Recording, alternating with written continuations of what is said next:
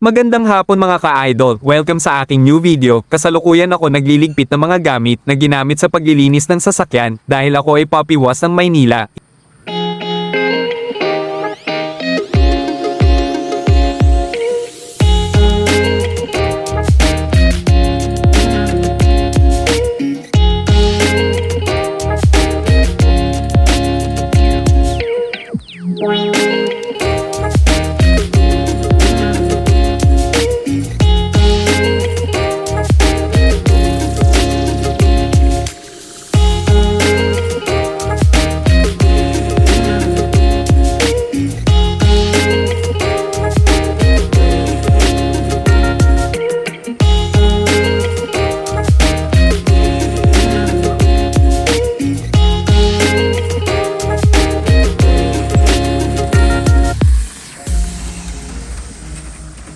Ikakasal nga pala ang anak kong lalaki, tinawag ko ang aking tauhan at ibinilin ko ang dapat gawin kapag wala ako. Sinabi ko na ako'y tulungan na paandarin ang mga truck upang mailipat sa garage.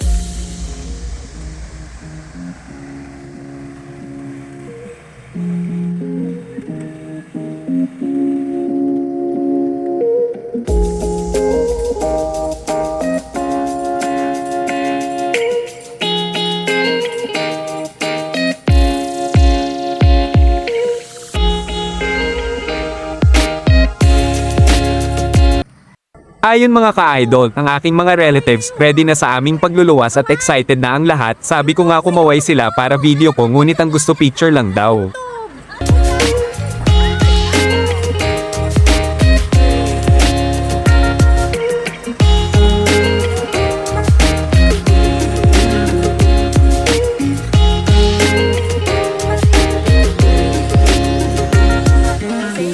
Abangan nyo sa YouTube!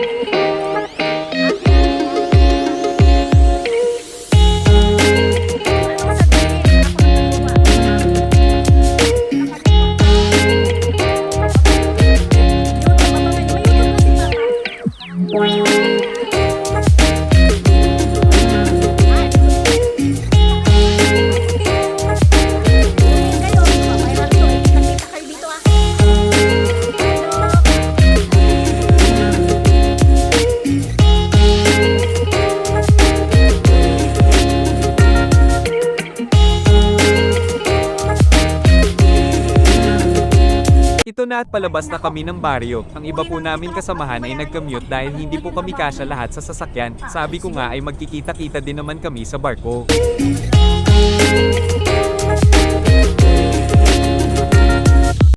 After 3 hours na biyahe nakarating na rin kami ng Abra. Kinailangan naming bumaba upang bumili ng ticket. Bumili ako ng kaunting snack nang ako ay makaramdam ng gutom. Ayan pala ang aking may bahay naka-black. Pagkatapos makapagbayad sa ticket ay agad na kaming pumasok sa port upang makita kung dumating na ba ang barko na aming sasakyan.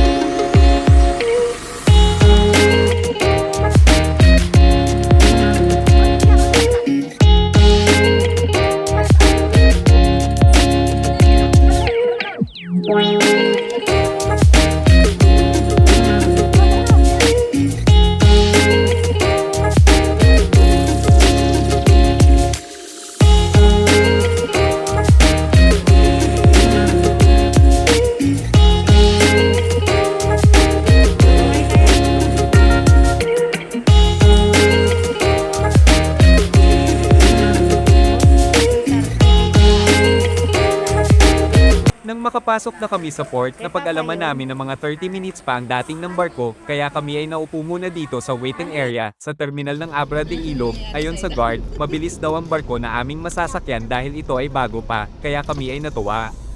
Kapag mabilis ang barko, 2 oras at kalahati lamang ang biyahe, simula Abra de Ilog hanggang Batangas Port, ngunit kapag ito ay mabagal, inaabot ng 3 oras o mahigit pa. At maya-maya nga in-inform kami na dumating na raw ang barko kaya kami ay nagmadali na sumakay na sa sasakyan habang naghihintay kami ng go signal ng guard sa pagpasok sa loob ng barko.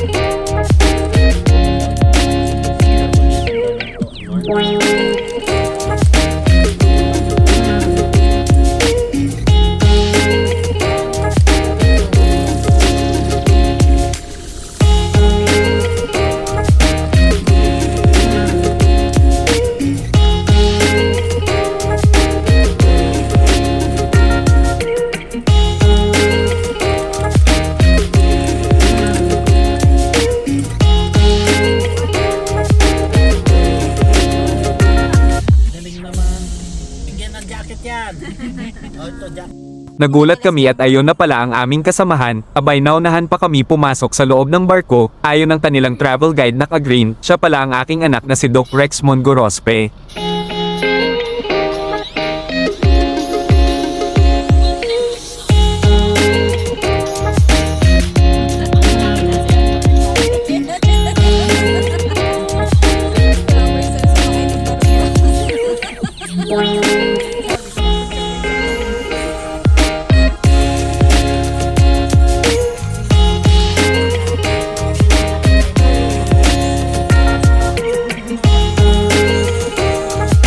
Isa-isa na pong umaakyat sa loob ng barko ang aking mga kasama. Sabi ko ay dull iyan nila dahil mahirap mag-bedyo kasi mag-alaw ang barko at maraming tao ang dumadaan.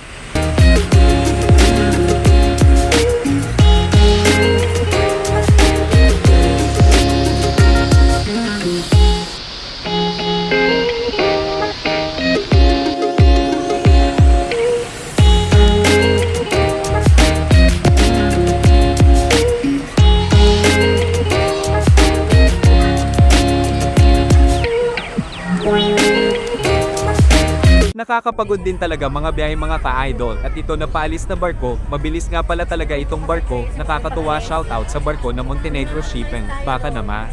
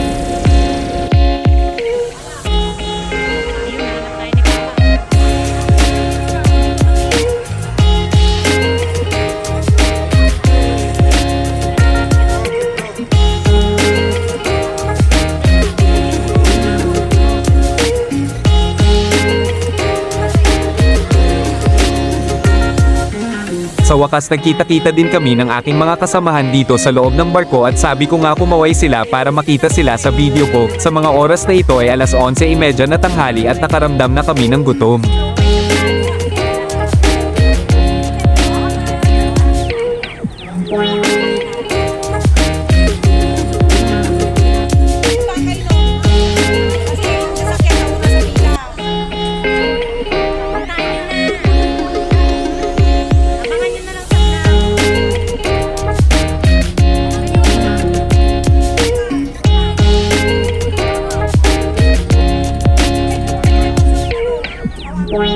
Makalipas ang 2 oras at kalahati, nakarating na rin kami MG Batangas Port at dito nga inabot na kami ng traffic papuntang Laguna.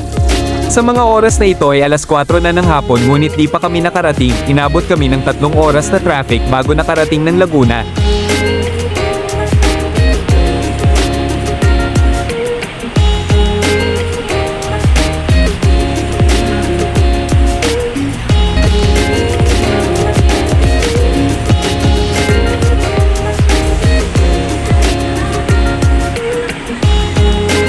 After 2 hours dumating na ang mga kasama namin, kami ay natuwa at masaya dahil nakarating sila ng safe. Sabi nga ni Doc grabe daw pagod nila sa biyahe, katulad din naming in-about din sila ng traffic sa daan.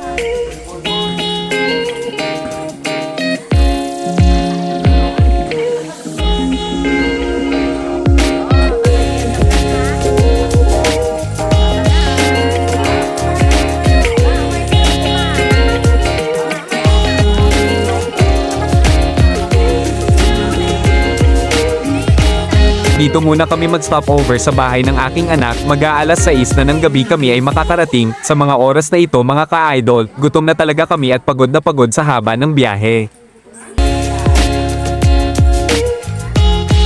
Agad kaming nagpapahinga dito sa sala, matapos kumain, habang hinihintay ang aming mga kasama, ayon ng aking apo na si Raven nagdo-drawing, iguguhit daw niya ang kanyang lola.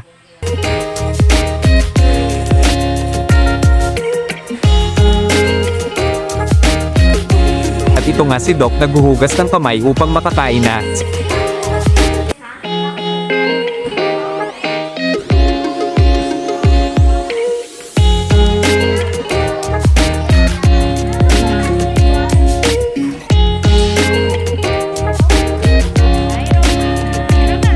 hi to Blanc.